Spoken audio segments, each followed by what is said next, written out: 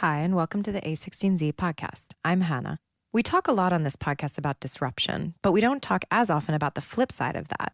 In this episode, we wanted to dive into some of the lessons around one interesting story that continues to defy the general negative trend around physical retail, Dollar General, the American chain of dollar stores dating all the way back to 1936, which is today a 14,000-store billion-dollar success story.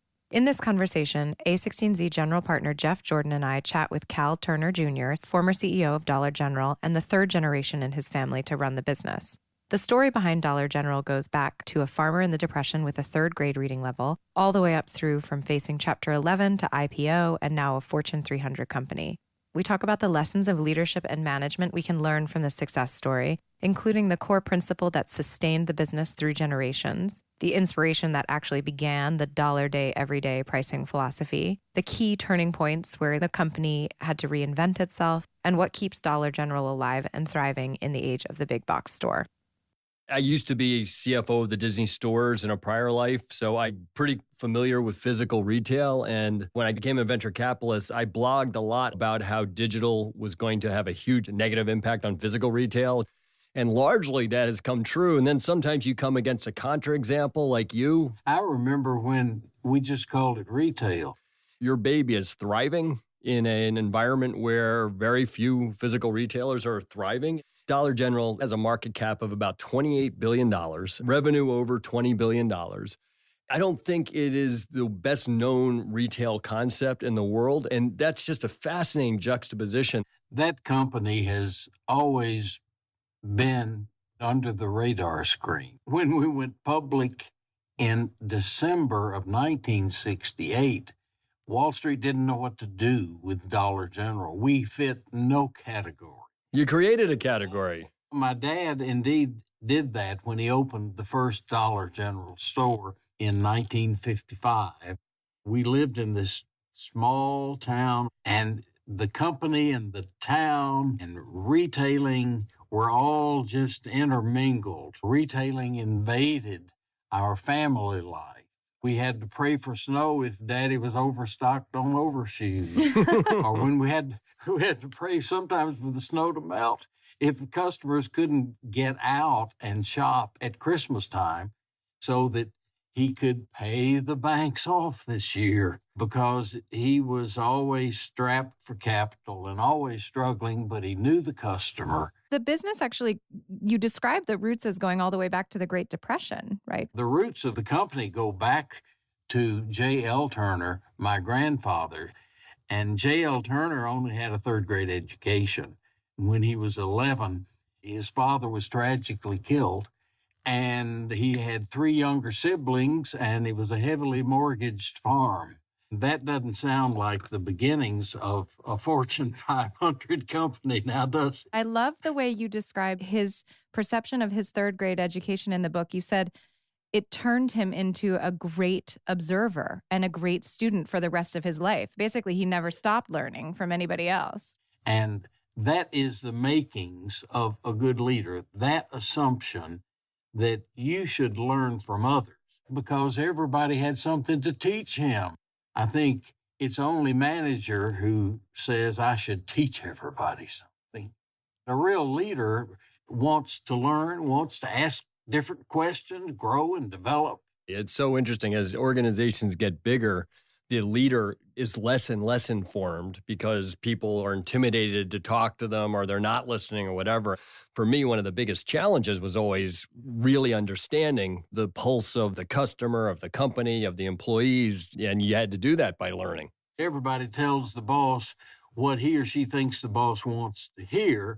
And if the boss really wants to hear their truth, he or she has a big selling job to do to overcome that barrier between the CEO and everybody else. Let's talk about when it turned into Dollar General. What was that like? How did the business really start there? My dad observed that department stores would buy expensive newspaper ads in support of a dollar days sale. He realized that something was working for them, or they wouldn't spend that much money consistently advertising. So he said, why can't we do that in a store? Every day would be dollar.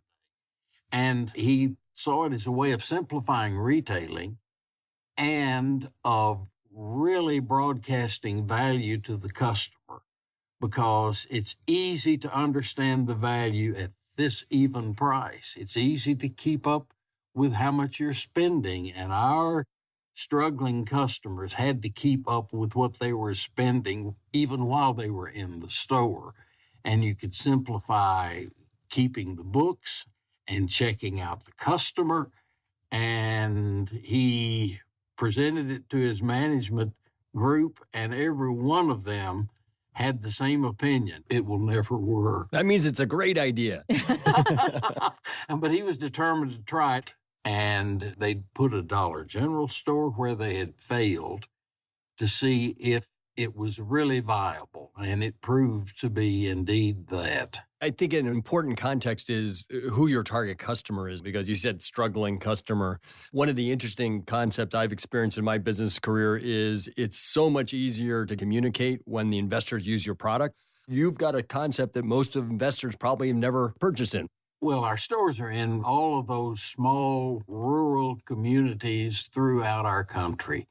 And the struggling farmers and hardworking people who really knew value were our customers. And my dad was always convinced that we had smarter customers than higher income and metropolitan clientele. Yeah, I think you said somewhere that they were better at understanding real value versus perceived value. And we better be sure at Dollar General that we always had real value for them, because nothing else would work. So there's an interesting subtlety you had in that because of your location philosophy, small town, rural, your employees were actually your customers too. Your employees understood the needs of the customer because they were their neighbors. You had a real North Star in this business. You knew your customer. They were someone who really valued value, and you and your family engineered the entire concept around that. So how did you keep that North Star? I mean, that definitely is this thread throughout the entire arc of the business, that you knew your customers. What are some of the lessons that we can pull out that people starting companies today that are trying to kind of zero in and really understand their core demographic or grow the business? Well, I, as CEO, am told all kinds of wonderful things about our programs and how well they're working in the stores. But until I get out to hear from frontline employees and from the customers, I don't get the real truth. Staying in touch with your core demographic is important, but that's even too impersonal a description. You have to stay connected to the persons who are your customer. At eBay, we encourage our employees to trade, buy, and sell on eBay. I'm on the board of Airbnb, and Brian Chesky strongly encourages the employees to host or be a guest on the platform because it keeps you connected to the value and philosophy and, the entire thing. You represent your customer in sourcing whatever your customer needs. We had to concentrate on the consumable basics, and we had to remember we have the small stores that are convenient, easily shopped, and close to the customer. That is the convenience we offer, but we have to have low prices for our customer at all times. We were talking about pricing, which is obviously a theme that runs throughout this entire story. Given that Dollar General is ultimately, kind of all about pricing, can you talk us through what that kind of led to about thinking about pricing as a whole? Well, after the Second World War, my dad had bought too much of something as a wholesaler, and he discovered that the retailers weren't cooperating, even though the market had considerably plunged and prices had gone down.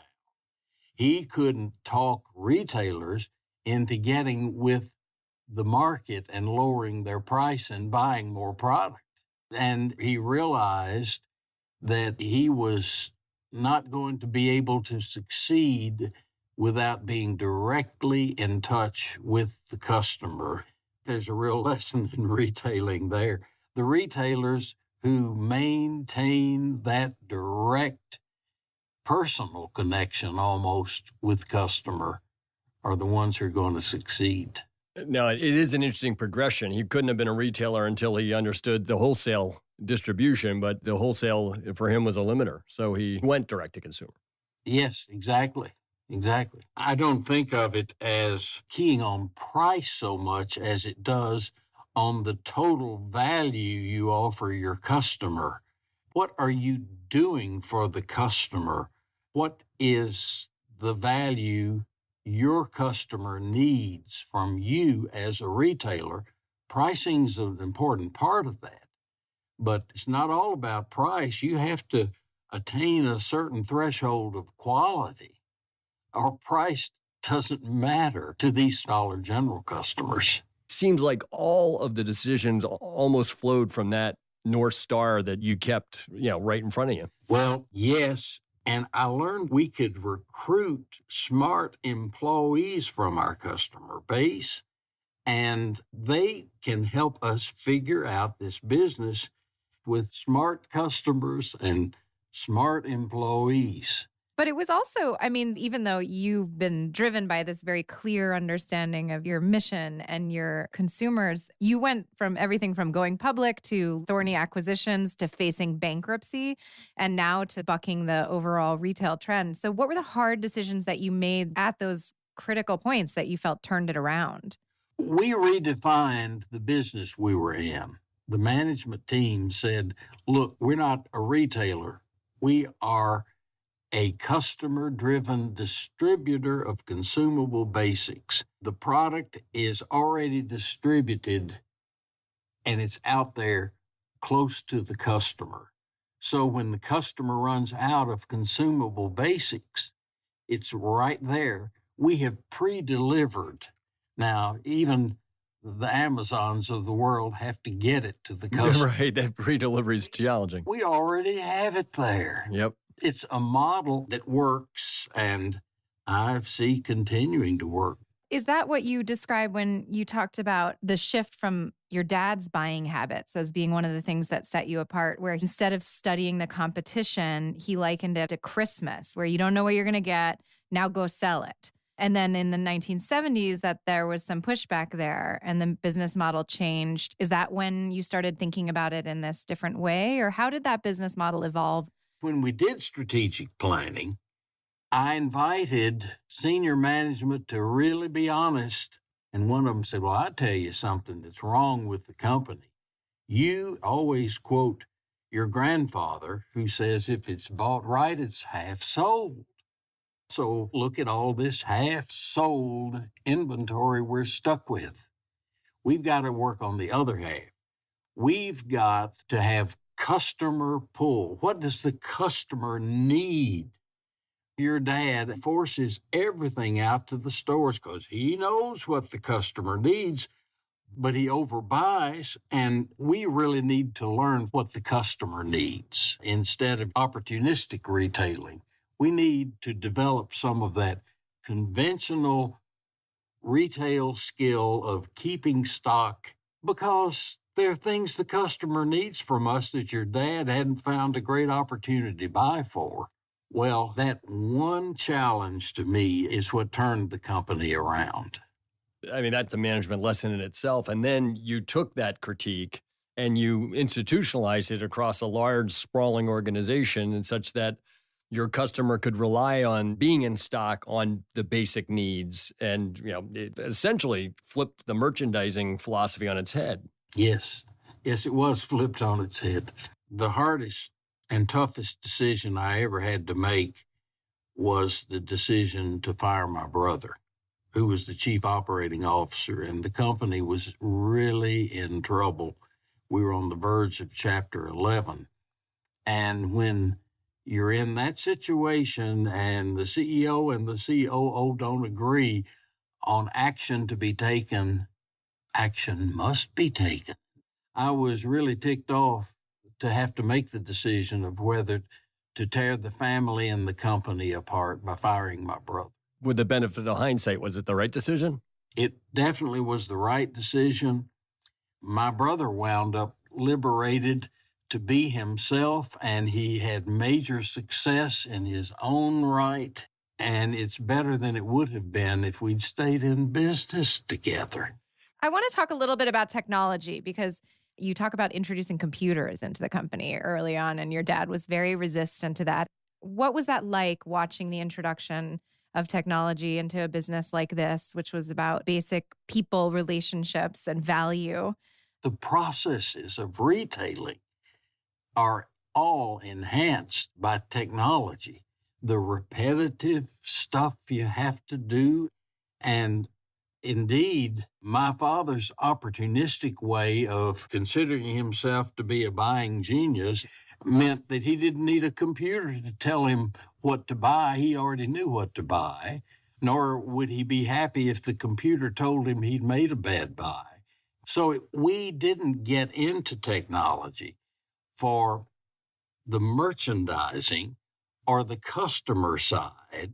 It was the processes, it was distribution, it was the reporting and the accounting, that when you have little stores all over everywhere, keeping up with everything is a human impossibility. But it was required by your change in merchandise strategy. If you want to be in stock every day on good value basics, you can't do that across what's now 15,000 stores on a pen and paper ledger. That ain't happening. No, exactly. And my dad actually wound up pleased because it gave him store reports. He read reports every week on every store until a few months of his death. It might take him a month and a half to get through every store report, but he would have a new stack put in front of him, and he would write what in the company were called love letters. He'd make special handwritten notes he'd want the store manager to actually get on that operating report.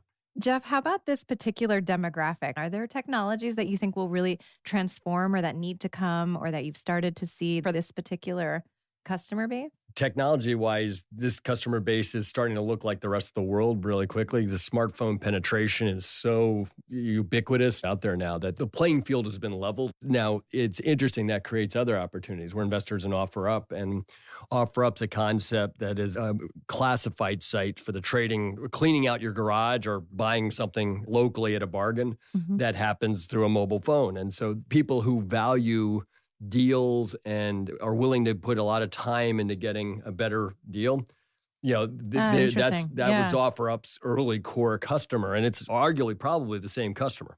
Well, I always thought that we had the broadest customer base, given that we were selling the consumable basics, because pretty much everybody uses them. And how did you coexist with Walmart at the time, which was also exploding, featuring everyday values in rural America? Are your towns different from their towns?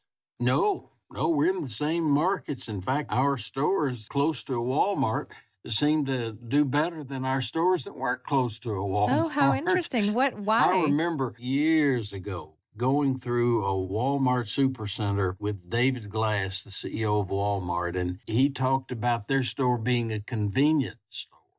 And I said, wait a minute, this great big old, he said, we're convenient in that we have everything a customer might want to buy under one roof. I thought, well, my goodness, isn't that interesting how being in the convenience store venue is completely different for these two companies. Targeting the same customer with a completely different approach. They had everything under one roof, but it was a really big roof. Yes, but they needed to cater to every whim of the customer and every need of the customer. We were going for the consumable basics. So having seen this incredible change in the industry overall, in the business, having watched it go through such enormous evolutions, but also stay very core to its key principles. What do you think for founders striking out today, trying to figure out their own business, their own customers? What are the pieces of advice you would give them?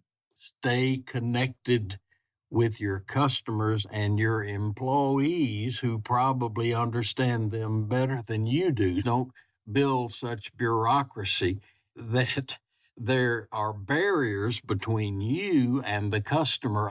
Don't take yourself too seriously. Ask questions and listen well to the answer. You've got to convince all those who follow you that you really respect them and you want to hear their truth. You don't want them to spoon feed your truth back to you. The humility involved in that is, for me, one of the really important things of some of the best leaders I know. Honor your people and don't use guilt or blame in building your management and your company. I love the North Star of knowing exactly what you're trying to do and engineering the entire process and system around it. The best founders I work with, that's their goal, to be relentless in, making sure that the organization lives up to that commitment. Just the coherence with which, the system works. I mean, it's interesting because it sounds simple, but actually it must be incredibly difficult as things get big and there's all these layers. A sprawling enterprise, 45 states in small towns across the entire country. It's to pretty keep hard. one vision. Pretty hard to keep it all together.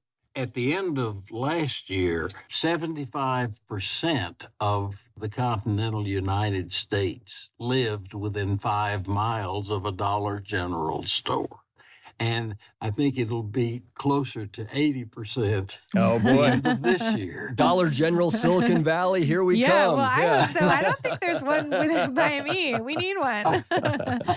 All right. Well, thank you so much for joining us on the A16Z podcast. Yeah, thank you, Cal. Thank you, Hannah and Jeff. I enjoyed it.